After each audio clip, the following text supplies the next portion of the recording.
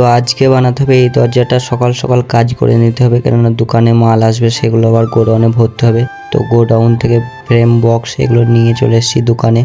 তো দোকানে ফ্রেমটা বানাতে লেগে গিয়েছি।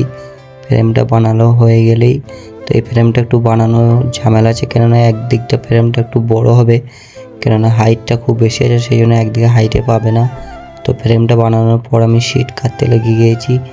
তো দরজাটা কমপ্লিট হয়ে যাক, তারপর তোমাদেরকে দেখাচ্ছি। তো দরজাতে আঠা লাগানো কমপ্লিট হয়ে গেছে, দরজাটা কমপ্লিট।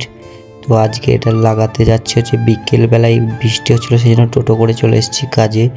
তো কাজের সাইডে চলে এসেছি, তো একটু ব্যাক আছে, সেই জন্য দরজাটার নিচে এটা একটু আবার ছোটো করতে হবে, এটাই হচ্ছে মুশকিল। সেই জন্য দরজাটাকে আবার খুলে নিয়ে ঝটপট ছোটো করে আবার দরজাটাকে লাগাতে লেগে গিয়েছি। ফাইনালি দরজাটা লাগানো কমপ্লিট হয়ে গিয়েছে। তো আজকের মতন মিনি ব্লগটা আমি এখানেই শেষ করলাম, দেখা হচ্ছে পরবর্তী ভিডিওতে।